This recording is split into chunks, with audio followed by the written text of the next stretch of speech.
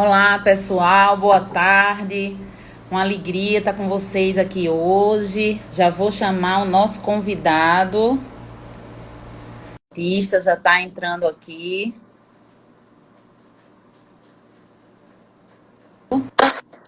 Boa tarde, presidente. Tudo Boa bem? tarde, Emília. Tudo bom? Como é que você está, querida? Tudo certo? Graças a Deus, recuperada e vencedora do Covid-19 agora no finzinho do ano. Graças a Deus. Muito bom vê-la assim, com saúde, que é realmente o mais importante aí nesse momento tão difícil que todos nós estamos passando, né?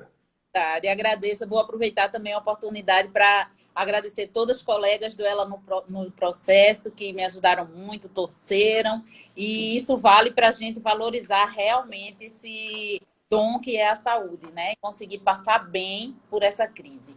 Então, pessoal, dando já as boas-vindas a todos os que estão entrando aqui agora, eu queria apresentar a vocês o nosso convidado de hoje, o doutor Bruno Batista, que é o presidente da OAB de Pernambuco, que tem feito uma gestão que está se destacando bastante, principalmente pela questão de lutar pela qualidade da advocacia e lutar pelo acesso à justiça.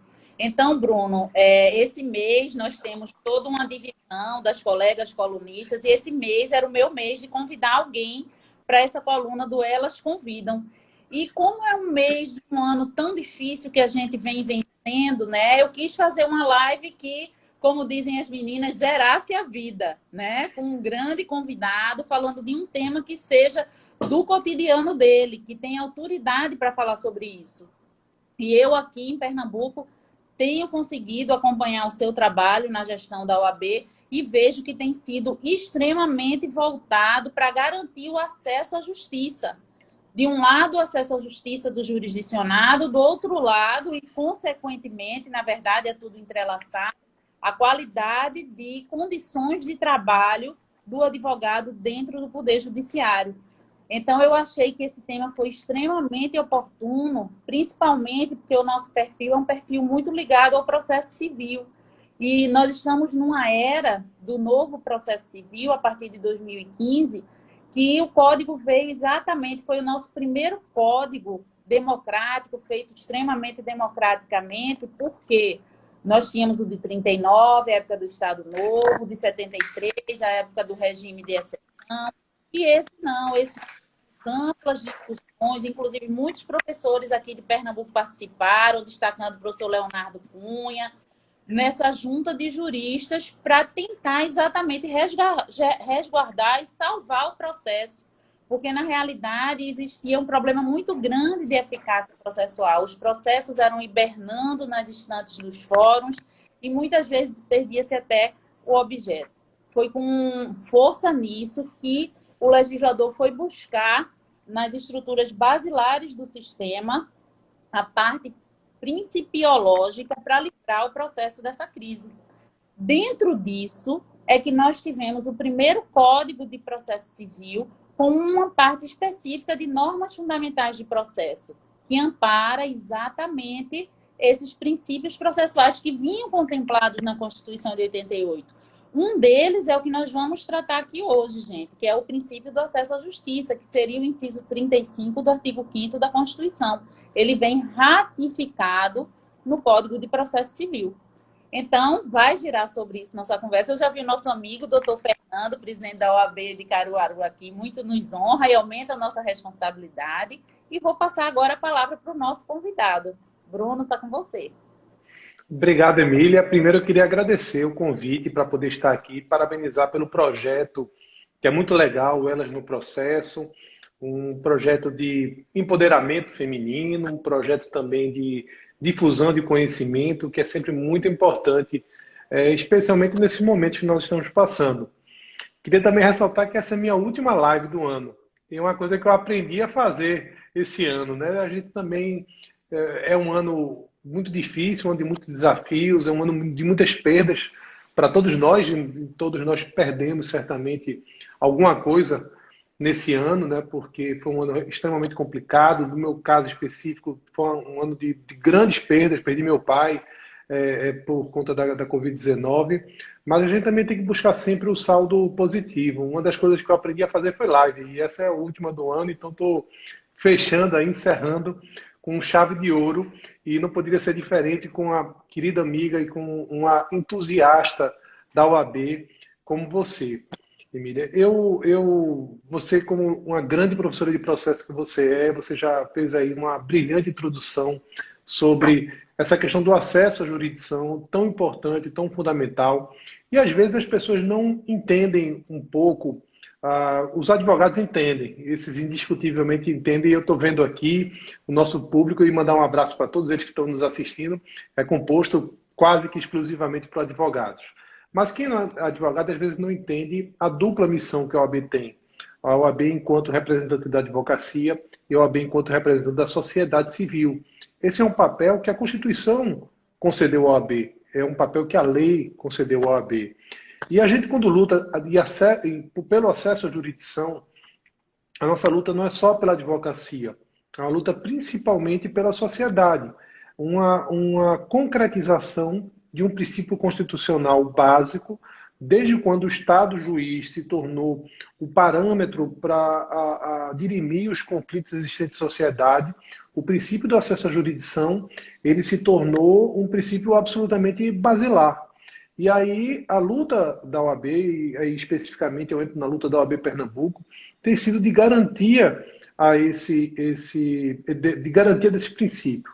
Porque, por vezes, o que nós vemos é o judiciário buscando, a despeito dessa sua função principal, ele busca não fazer uso dela para ter uma carga menor de trabalho, por exemplo. Eu trago aqui para você 3 exemplos que nós enfrentamos esse ano, Emília, que eu acho que mostram claramente essa nossa luta do acesso à jurisdição. Primeiro, o aumento das custas judiciais. Um aumento realmente num valor para tornar inacessível o judiciário, especialmente para aquelas pessoas que são da classe média baixa, especialmente para aquelas pessoas que são proprietários de pequenas empresas, de pequenos negócios, porque quem milita no foro sabe, porque o judiciário vem com contra-argumento de que há a gratuidade de justiça. Mas quem milita no foro sabe a dificuldade que é para obter uma concessão de justiça gratuita. Não é fácil, assim como dizem. Aí dizem, porque 70% dos processos eles tramitam sobre o pago da justiça gratuita. Mas são processos que têm a justiça gratuita porque o Estado é autor. Porque é uma execução fiscal, que a grande parte dos processos são de execução fiscal. Então, é uma premissa absolutamente equivocada. E eu, que sou um grande entusiasta dos métodos consensuais de resolução de conflitos, até pela minha personalidade, quem me conhece sabe, eu gosto do diálogo, eu gosto de tentar buscar consensos. Eu fico muito chateado quando utilizam isso como um argumento para o aumento das custas, que o judiciário vem fazendo isso. Dizendo, não, a gente tem que fazer isso para estimular que se busque os meios alternativos de resolução de conflitos, ou meios mais adequados, como a gente prefere. Mas é a mesma coisa você dizer o seguinte, é melhor você usar transporte coletivo, mas vamos fazer o seguinte, vamos cobrar um valor assim, impossível de pagar pelo carro e pelo IPVA e pelo pedágio para obrigar as pessoas a ir para o transporte coletivo.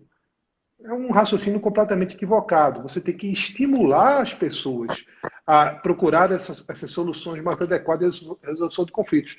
Não vedar o acesso ao judiciário para que elas obrigatoriamente busquem, porque nós sabemos que o método de resolução de conflitos, como arbitragem e mediação, nem sempre resolve. E aí a pessoa precisa ir ao judiciário.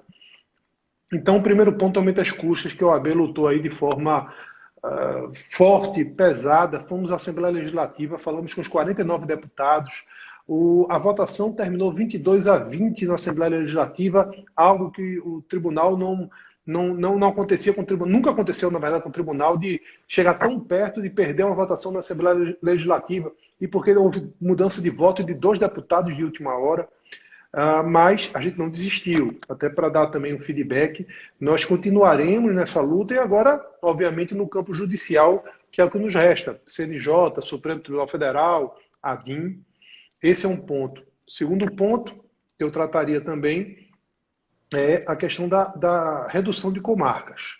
É muito grave, principalmente a população mais pobre, se a questão das custas prejudica principalmente a classe média e a classe média baixa, essa atinge efetivamente o mais pobre. Você extinguir um terço praticamente das comarcas, o tribunal busca dar outro nome, diz que não é extinção, diz que é desativação, diz que é agrupamento, o que é que se chame. Na prática é fechar. Isso daí. É realmente uma insensibilidade com o cidadão, que precisa muitas vezes, para ter acesso à jurisdição, agora, a percorrer 50, 100 quilômetros, sem ter o dinheiro para esse transporte.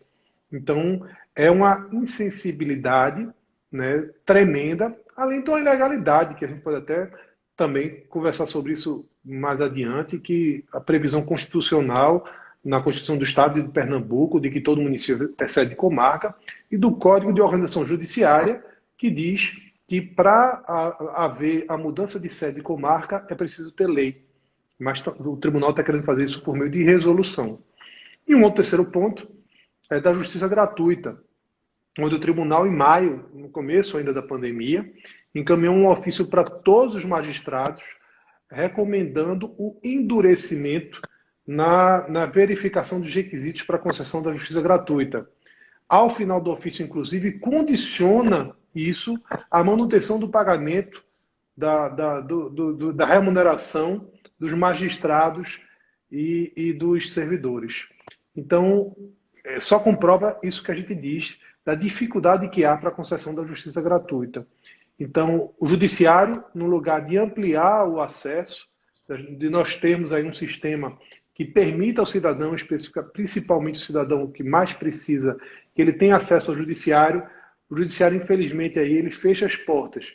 Fecha as portas fisicamente, quando você impõe barreira fechando comarca, por exemplo.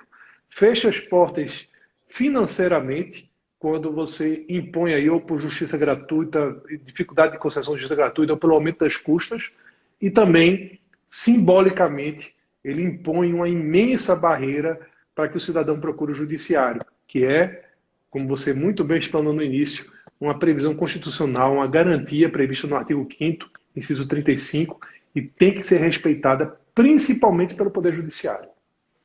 Perfeito, Bruno. Eu agora queria desmembrar cada um desses pontos, dando a minha visão de que vivi. Uma das coisas que eu quis escolher esse assunto, Elas no Processo, é um perfil que é nacional, tem várias amigas aqui, Cecília, Delbran, que é de São Paulo, Mirna, que é do Rio, várias amigas de outros estados, porque eu acho que essa realidade, esse case que nós estamos vivendo aqui em Pernambuco, tem que ser divulgado, porque é tão surreal que nós precisamos do apoio nacional, porque a Constituição é federal e é uma coisa tão inacreditável, muitas vezes, que é importante que várias pessoas saibam, chegar ao público geral e o público qualificado que a gente tem aqui no Elas no Processo. Essa questão da justiça gratuita no início da pandemia, eu ri, eu achava que era fake news, né, no começo. Como é que vai se chantagear os juízes, que são os funcionários do Poder Judiciário, dizendo que se você não apertar na questão de diminuir justiça gratuita, você não vai receber o seu salário, sua gratificação, o que seja, vinculando essa receita, que a gente sabe que necessariamente não tem que compor a folha de pagamento, porque tem todo um organograma, todo um planejamento que tem que ser feito nesse sentido, né? E eu tive um caso uma vez, Bruno, que eu fiquei impressionadíssima aqui em Pernambuco, que eu entrei pedindo a justiça gratuita e o juiz pediu que eu desse uma declaração de que eu estava advogando pro bono, porque ele entendia que para conceder justiça gratuita teria que haver uma advocacia pro bono, ou seja, ele vinculava, né, a necessidade de quem não pode pagar as custas processuais, não pode pagar um advogado. Eu lembro que, na época, eu me neguei e subiu até para o tribunal isso e foi revertido. Mas foi uma onda que se teve nessa determinada vara que todos os processos que entraram naquele mês veio com esse despacho. Todos foram recorrendo, foi caindo e se normalizou a situação. Essa questão está se chegando a determinados. Doutor Gustavo, vou interromper a live para saudar o nosso aniversariante da semana. Grande acervo da nossa OAB. Seja bem-vindo. Então, essa questão da justiça gratuita tá chegando num nível tal que esse público que você disse, esse público classe média, aquele pequeno empresário, no momento que mais precisa, que é esse momento de desorganização econômica, imagine, por exemplo, quem é o pequeno empresário que está entrando para discutir algum tipo de contrato que teve que ser alterado em razão da pandemia, da recessão econômica que se teve com a pandemia. É nesse momento que vai ter que se puxar mais ainda o comerciante informal, né? Digamos assim. Então, diante disso, é uma vedação clara que eu vejo ao acesso à justiça.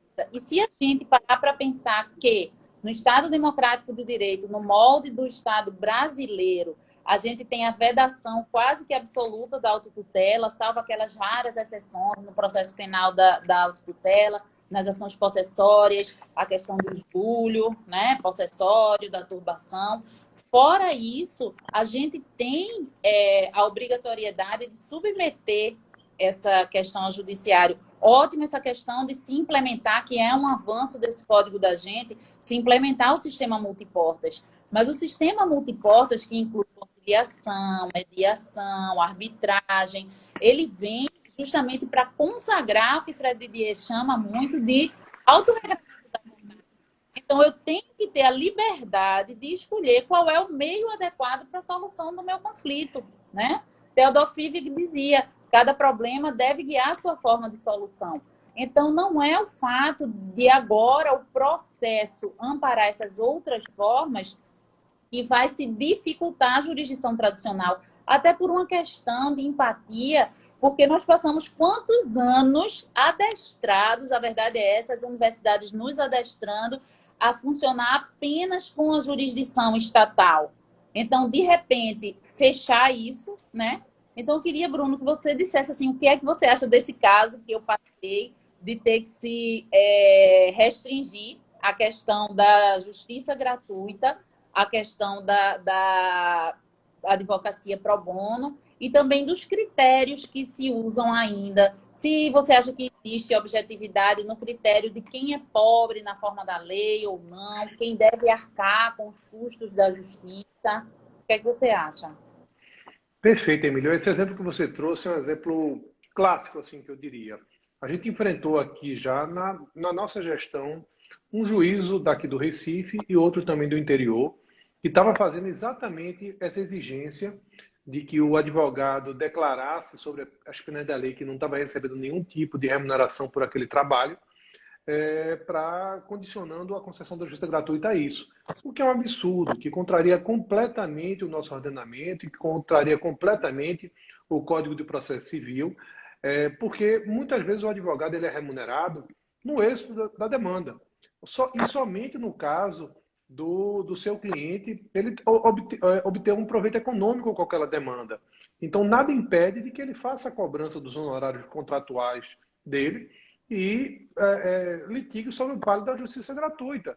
Até porque, mesmo ele obtendo, ao final, esse proveito econômico, pode ser que ele continue, né, com esse caráter de hipossuficiência.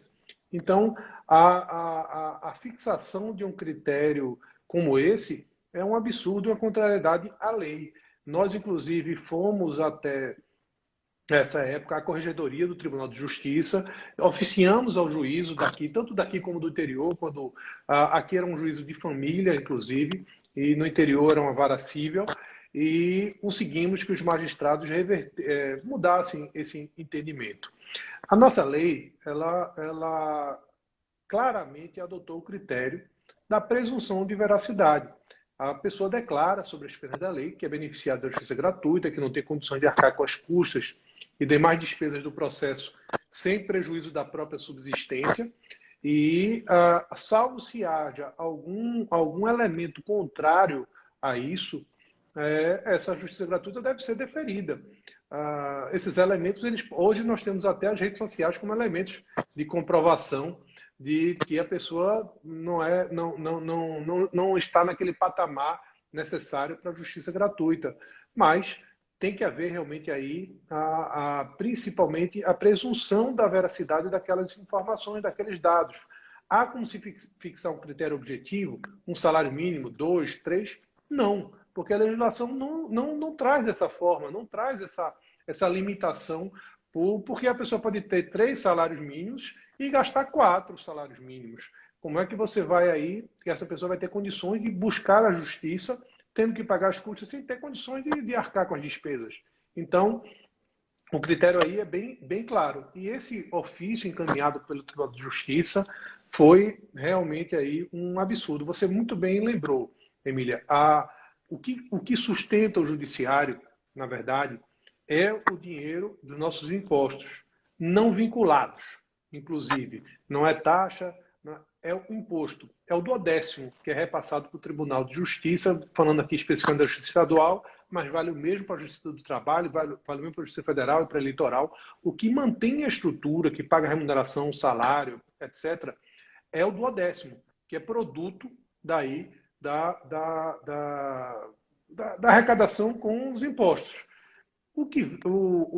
Isso já está garantido, isso já é repassado normal e naturalmente. Não é a questão do recolhimento das custas ou não que irá efetivamente trazer a manutenção da remuneração desse magistrado, desse servidor ou da própria estrutura do Poder Judiciário. Tanto que a lei estabelece que o produto de arrecadação das custas, a lei atualmente em vigor, ela deve ser utilizada principalmente para construção de fóruns, sistemas de informática, manutenção, e não para pagamento de pessoal. Isso está posto na lei. Então, é um absurdo realmente se condicionar dessa forma, fazer esse tipo de coisa, é algo absolutamente inimaginável, eu diria, para acontecer. Inclusive, uma das propostas que nós fizemos, Emília, com relação às custas, e que eu acho bastante razoável, é que as custas elas deveriam ser cobradas uma parte mínima no início e grande parte dela ao final. Isso teria aí, para mim, 2 grandes efeitos positivos. Primeiro, iria de encontro à morosidade judicial, serviria para agilizar, porque seria interesse também do judiciário acabar o processo quanto antes, para que pudesse, ao final, receber grande parte das custas. E segundo, a divisão do risco. Muitas vezes você vai entrar com um processo judicial, você tem que arcar com aquelas custas iniciais muito altas, e sem ter a certeza de que, ao final, você conseguirá que a parte adversa lhe restitua aquelas custas judiciais. Então, a gente faria aí uma divisão, só fazer um registro aí do presidente da OAB do Espírito Santo, meu querido amigo Risque, que aí entrou e está nos acompanhando a nossa live aí. Grande abraço, amigo Risque.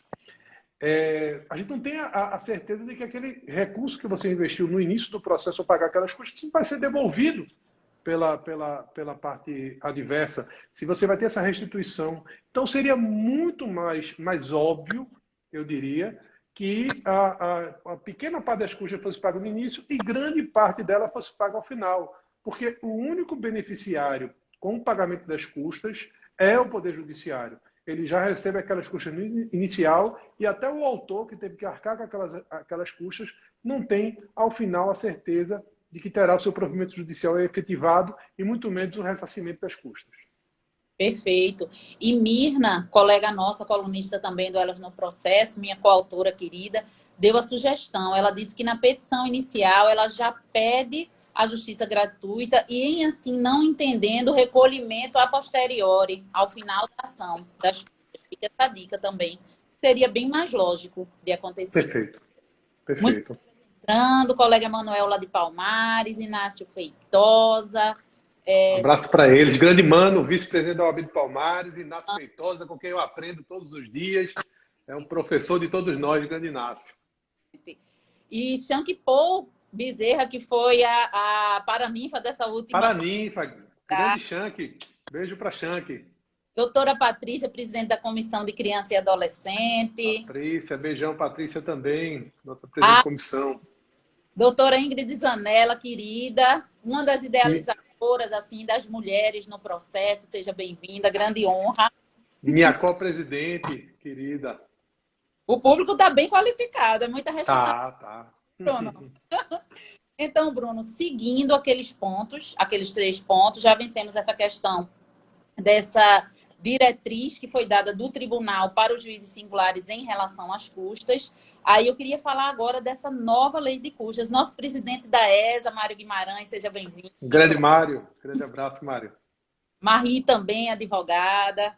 Então, sobre essa questão da lei das custas, Bruno, eu queria que você falasse mais um pouquinho, assim, como testemunho para os colegas que são de outros estados. Nós vivenciamos aqui, em Pernambuco, um momento emocionante da advocacia na rua, assim, na frente da Assembleia, se reunindo e mostrando, cumprindo o artigo 44 do nosso Estatuto, sim, do nosso mundo público, da questão que nós temos que fiscalizar se as garantias fundamentais estão sendo respeitadas. Então, foi um momento, apesar de tudo isso da pandemia, tudo organizado, levando em consideração a prudência que tem que se ter, mas foi muito bonito de ver a advocacia na rua, liderada pela OAB, nesse sentido.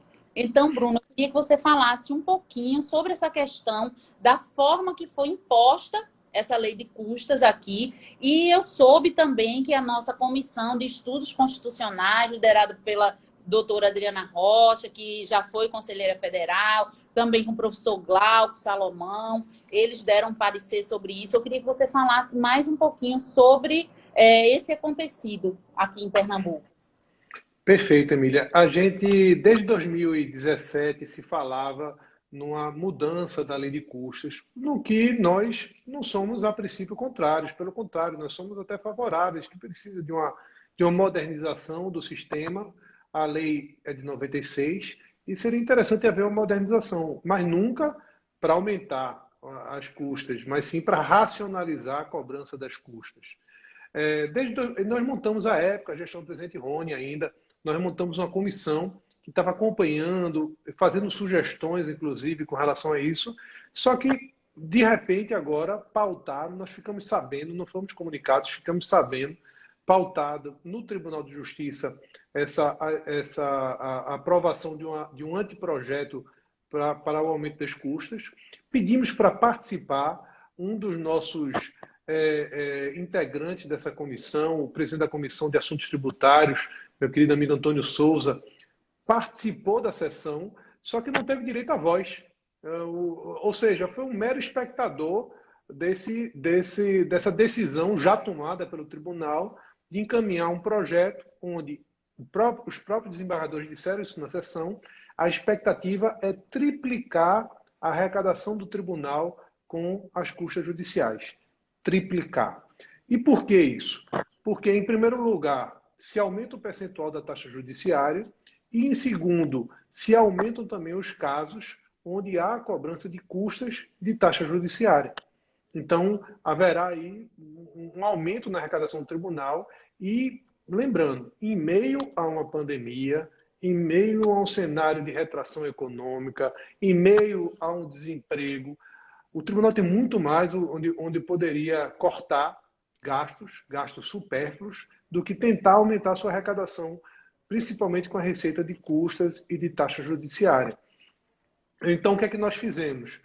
Sabendo que teria que ser feito por meio de lei, procuramos a Assembleia Legislativa e fizemos um trabalho deputado por deputado. Procuramos cada um dos 49 deputados para buscar convencê-los do absurdo que era aquele projeto. O projeto, para mim, que é um retrato de um judiciário encastelado, que não conhece a realidade do cidadão, que não conhece o que a população está enfrentando, principalmente num momento como esse. E procuramos os 49 deputados. Na primeira votação, foi uma maioria elástica que teve a favor do projeto, até porque o projeto tramitou em caráter de urgência, depois que chegou lá na Assembleia, com uma semana estava sendo votado, e a pandemia, obviamente, nos atrapalha corpo a corpo para poder encontrar os deputados, falar com eles. Mas entre a primeira e a segunda votação tivemos mais uma semana, conseguimos falar com os deputados, fizemos uma mobilização na frente da Assembleia Legislativa, vieram presidentes de várias subseccionais, vários advogados, conselheiros, membros de comissões, fizemos uma mobilização, conseguimos também mobilizar a sociedade civil, mais de 40 entidades da sociedade civil assinaram conosco uma nota, essa nota tinha assinatura da FEComércio, tinha assinatura do Conselho Regional de Contabilidade, do Conselho Regional de Administração, da FIEP, mais de 46 entidades representativas da sociedade assinaram essa nota, o IAP, o Instituto dos Advogados de Pernambuco, né, contra o aumento das custas. Mas foi aprovado por 22-20 na Assembleia. Como eu disse, 2 deputados mudaram o voto, inclusive de última hora, já tinham votado o sistema de votação eletrônica, também algo que nos atrapalhou. Estaremos lá fazendo corpo a corpo, se fosse feito presencialmente, e terminou por se aprovar o aumento das custas judiciais. O governador sancionou, nós posteriormente, inclusive, publicamos a nova nota, demonstrando a nossa resignação com isso, em razão do princípio da anterioridade nonagesimal, não está em vigor ainda, tem 90 dias desde a sanção da lei, a sanção se deu dia 4 de dezembro, então, em 4 de março é que ela entra em vigor, e nós pretendemos, nesse intervalo, a gente ingressar com medidas judiciais buscando a suspensão desse aumento. A gente acredita realmente que ele contraria a Constituição, né, até pelo princípio do acesso à jurisdição, efetivamente. Ele, por outro lado, também é de uma insensibilidade, de uma falta de conhecimento, como eu disse, da realidade do cidadão, pensar tão somente no próprio, na própria estrutura administrativa que pode ser enxugada, e buscar aumentar a arrecadação com isso. Então, nós vamos tomar aí as medidas, continuaremos aí nessa luta, como eu disse, não é uma luta só da advocacia, é uma luta da cidadania, é uma luta da OAB em favor do cidadão que precisa do judiciário, que precisa ter acesso à jurisdição. E, Bruno, o que parece que se perdeu de vista é uma coisa tão séria, mas tão séria que, agora puxando um pouquinho para o meu lado, o processo existe para pacificar a sociedade. Por que começou a existir? Tem um livro maravilhoso de Carnelucci, Como Surgiu o Processo. O processo, como o próprio Estado, as teorias contratualistas e tal, que o Estado foi criado porque existia aquele Estado bélico para hobbies constante, aí vem o Estado que dispõe de parcelas de nossa liberdade para pacificar a conduta. E através de que o Estado vai fazer isso? O Legislativo vai criar normas gerais para unificar as condutas, o Executivo vai manter a máquina andando e o Judiciário, quando tudo der errado, ele vai aplicar o direito no caso concreto.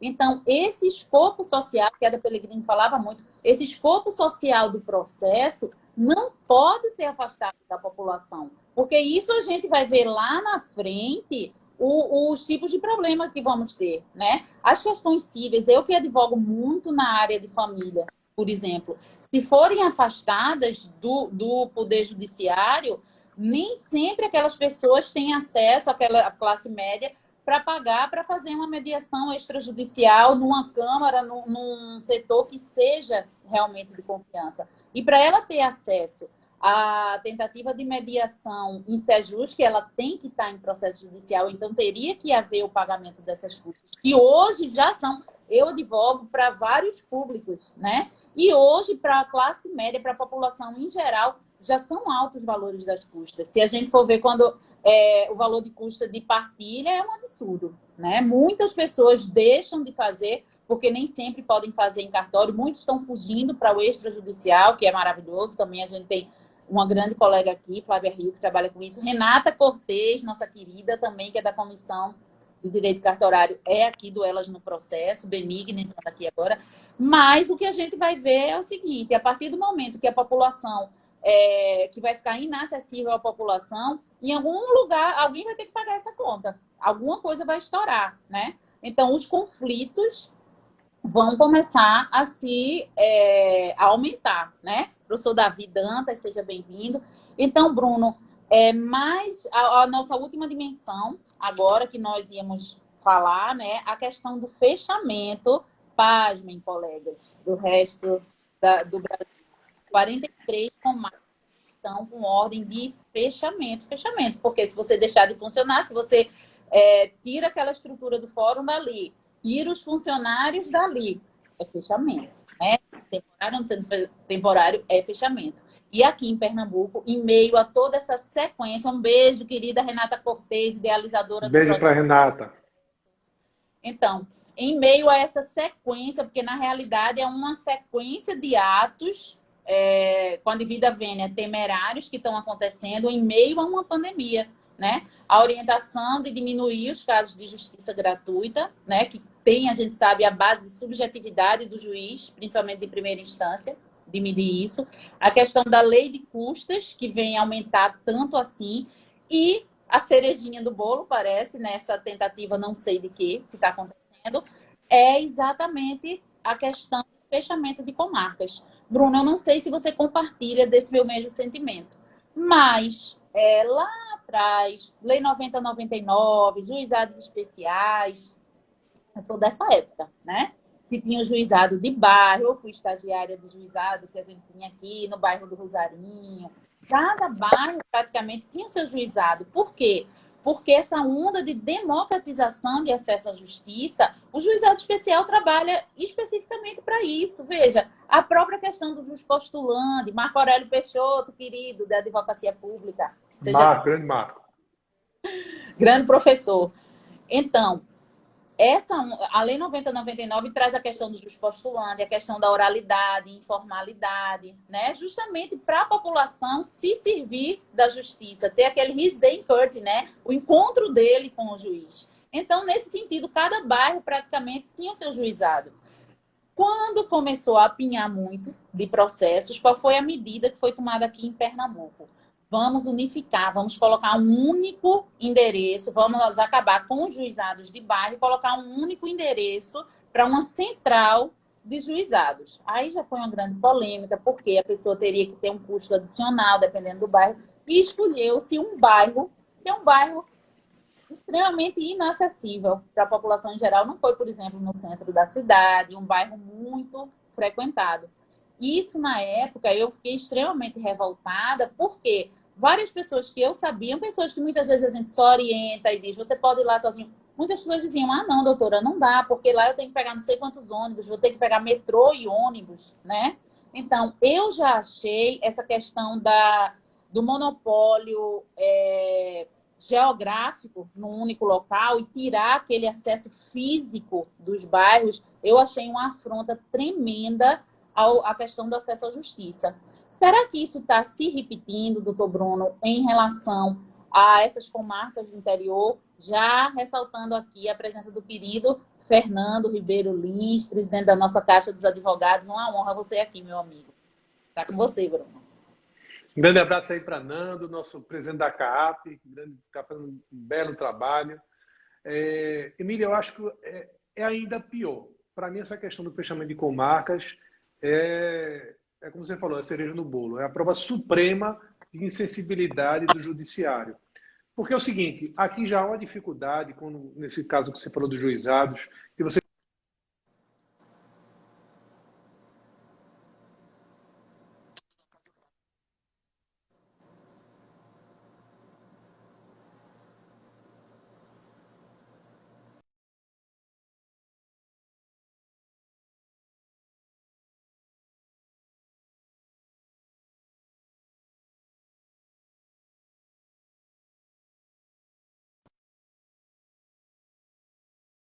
extinção de 43 comarcas é de 10 milhões de reais. Isso num orçamento de 1,5 bilhão de reais, uma economia de 10 milhões, é um pingo no oceano, é absolutamente insignificante diante do prejuízo que isso pode trazer para a população. Vou trazer para você alguns exemplos. Né? Vamos pegar, por exemplo, o município. Eu tive no município de Verdejante na semana passada. Fica no sertão pernambucano. No sertão, como todo mundo sabe, as distâncias são maiores.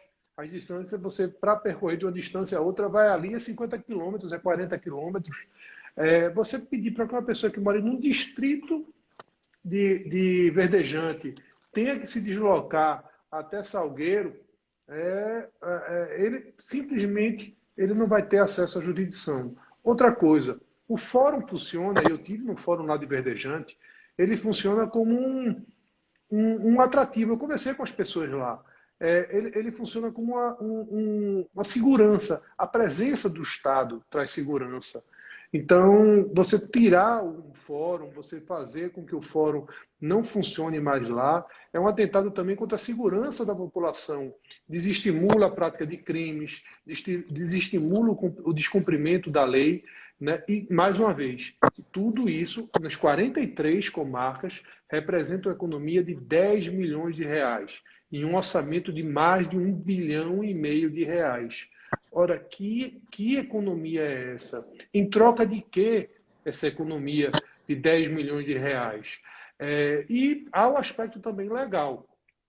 A nossa Constituição ela estabelece lá de forma muito clara, a Constituição do Estado de Pernambuco, de que todo município é sede de comarca.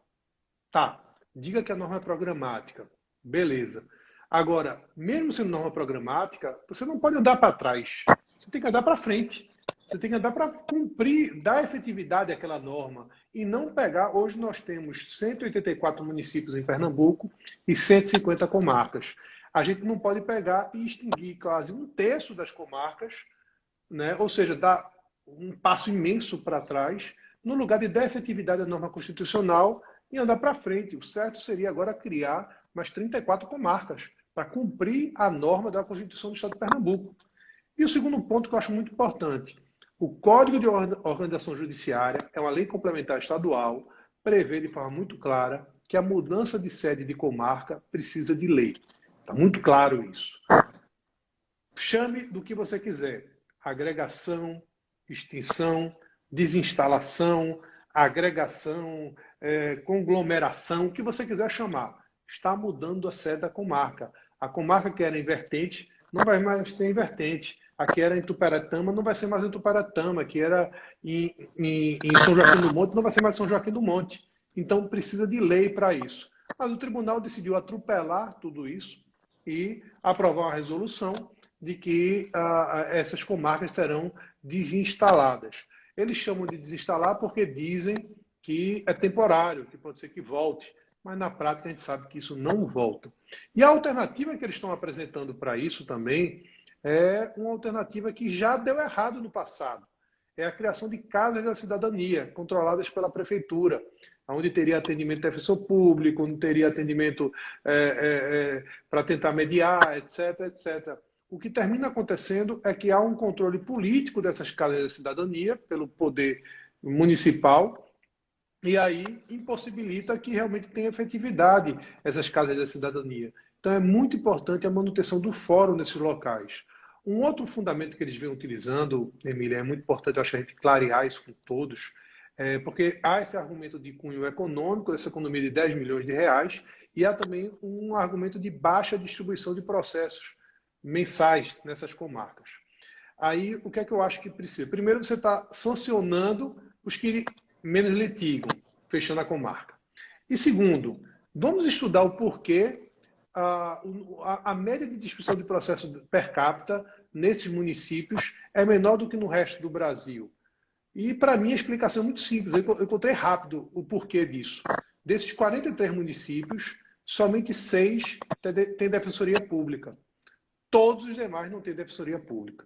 Então, como o pobre vai poder litigar se ele não tem? Exatamente. Então, o que me parece é o seguinte, o raciocínio do tribunal é realmente para eles, o acesso à jurisdição é mais difícil. Aí vai fazer o seguinte, vamos ampliar o acesso deles, vamos cortar de vez o acesso deles à jurisdição, porque o deles já é muito difícil. E eles estão se baseando aí numa resolução do CNJ, de que para a instalação de novas varas precisa cumprir esses requisitos, o número de processos ser superior à metade da média do número de processos que os juízes recebem anualmente. Mas Primeiro, isso não pode contrariar nunca a Constituição do Estado, não pode contrariar uma lei complementar estadual, o Código de Organização Judiciária, e não pode também o princípio constitucional de acesso à jurisdição. Então, para mim, inclusive, desses 3 pontos que nós estamos vendo aqui, o mais grave é esse, de fechamento de comarca. Além do que o estudo do tribunal também possui várias impropriedades. Nós já identificamos algumas e certamente vamos identificar outras. Equívocos, por exemplo, na população dos municípios, na utilização dos municípios no número de habitantes. Não estão contando, inclusive, alguns municípios que têm termo judiciário, não estão considerando isso daí para a consideração da população do município. E, principalmente, aí eu digo a acessibilidade social, a acessibilidade de se perceber o mal que vai trazer para aquela população daquele município isso. E tudo isso, mais uma vez, em troca de uma economia de 10 milhões de reais. Uma economia absolutamente insignificante diante do orçamento bilionário que o Tribunal de Justiça de Pernambuco possui. A OAB de Pernambuco não pode se calar diante de um negócio como esse. A OAB de Pernambuco não pode parar diante disso, mesmo com todo o prejuízo, com todo o desgaste pessoal, institucional que se pode ter com relação a isso, mas seria um ato de extrema covardia nos calarmos com relação a isso. Então nós não vamos calar. Nós estamos fazendo manifestações nas comarcas onde estão sendo ameaçadas de extinção. Nós iremos ao CNJ, nós iremos ao Supremo Tribunal Federal, se necessário, para que essa acessibilidade não seja executada. A resolução aprovada pelo tribunal dá um prazo de 3 meses para iniciar a desativação dessas comarcas. Também batalharemos para que, dentro desse prazo de 3 meses, nós possamos arquivar de vez esse projeto. No começo do ano passado, o desembargador Adalberto Mello, era presidente do Tribunal de Justiça, trouxe essa ideia, que de vez em quando ela surge. E nós, na base do diálogo, na base da conversa, tentamos aí que fosse arquivada. E foi, na gestão anterior foi.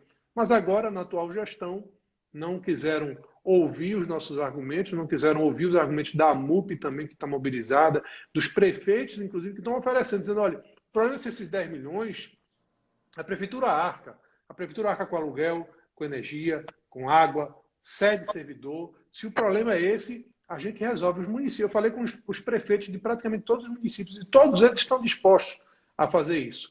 Mas, infelizmente, essa onda aí do tribunal é uma onda realmente de afastar o cidadão da jurisdição. E a gente tem que efetivamente combater isso daí. E eu fico feliz quando vejo a mobilização da advocacia, a compreensão da advocacia, da necessidade disso, desse papel que a OAB tem. O advogado, ele é aquele que dá voz a quem não tem voz. Essa é a nossa missão. A própria etimologia da palavra traz isso. Eu acho que o papel da OAB também tem que ser esse, de dar voz àqueles que não conseguem falar, àqueles que não têm voz. A população desses municípios, eu conversei já com vários, eles não têm essa voz de chegar ao tribunal, de chegar ao CNJ, de chegar à Assembleia Legislativa e falar. Nós temos que dar essa voz, nós temos essa obrigação de dar essa voz. É o nosso papel social, o papel social que a OAB tem. E o que a gente quer é muito simples. Coloque isso para que a Assembleia discuta. A Assembleia é a casa do povo. A Assembleia é onde se cabe aí essa discussão, esse debate. O tribunal não é a casa do povo, isso eu garanto. E as suas atitudes ultimamente vêm mostrando claramente isso.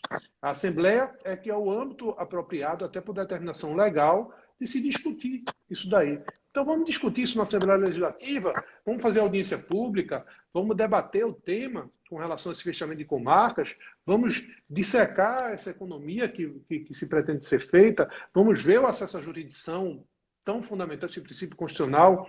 É isso que a OAB quer, e é isso que a gente vai lutar aí até o último minuto para que se efetive. E, Emília, tenho certeza que aí com essa unidade nós conseguiremos aí que essas comarcas não sejam extintas. Verdade. E lembrando, Bruno, que nesse caso de extinção tem uma série de desdobramentos que fragiliza a segurança jurídica. Por exemplo, em tudo que você vai fazer, essa permuta de comarca, você vai estar ferindo o princípio do juiz natural, não é?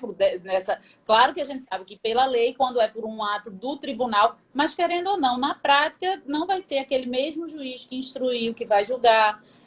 Outra questão também, eu aposto que muitos dos autos ainda são físicos e a gente sabe como está a passos lentos essa questão de serem escaneados autos físicos pelo tribunal, inclusive uma coisa que nem se justifica, porque nessa pandemia, com os atendimentos reduzidos, eu acho que a mais de 90% podia se correr com isso, e a gente sabe, eu tenho processos antigos que estou morrendo pedindo para escanearem e a gente não consegue. Então, tem todos esses aspectos práticos que podem sim impactar a segurança dentro do seu processo, dentro daquela sua causa, né? Uma coisa, Bruno, que você falou que eu achei incrível é essa questão do valor simbólico do fórum dentro da cidade, não é?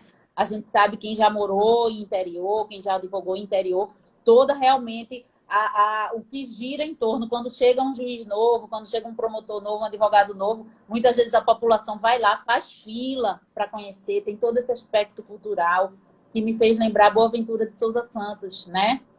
Na Notas Jurídicas Políticas sobre a história de Pasárgada.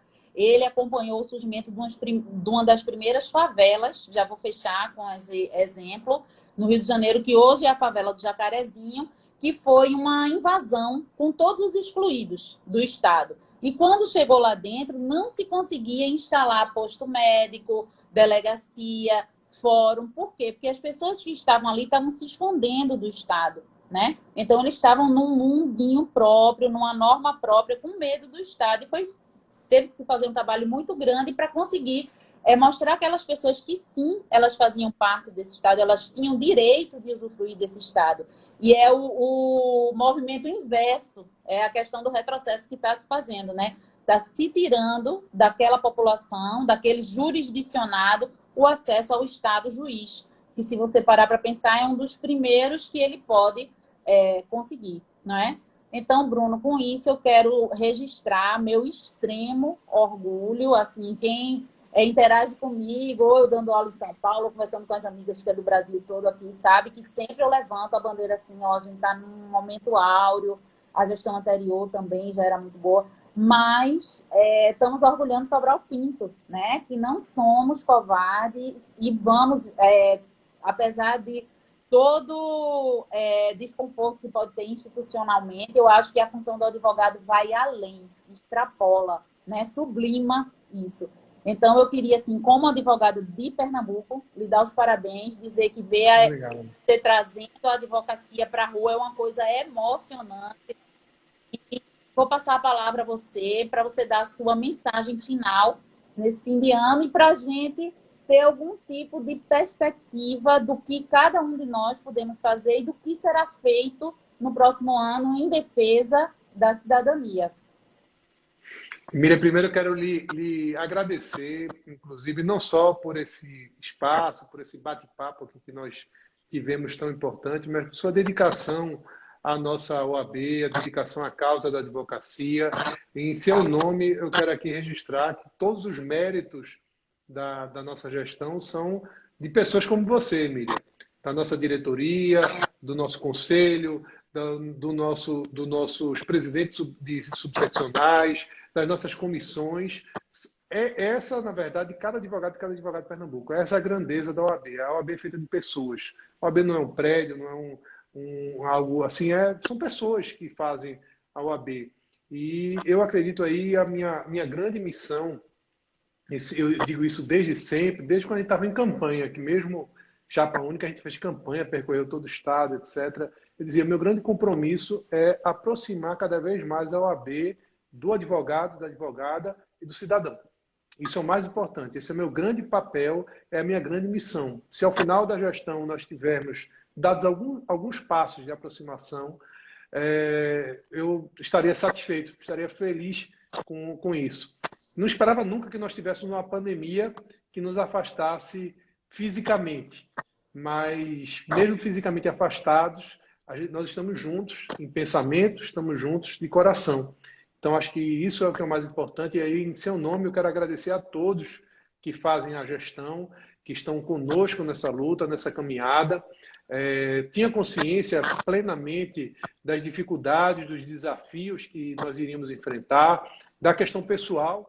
Eu vivo da advocacia, meu dia a dia da advocacia, eu sou advogado militante, cada centavo que eu ganho é da advocacia. A OAB, acho que todo mundo sabe, é uma função não remunerada, é uma função voluntária, e termina por trazer prejuízo à nossa advocacia no dia a dia, seja pela ausência física, seja pelas incompreensões que gera em razão dessa missão que a gente exerce, estando na frente de um órgão de classe tão importante como é a OAB. Mas eu estava plenamente consciente disso daí, do que estava por vir, e não me arrependo de absolutamente nada, muito pelo contrário.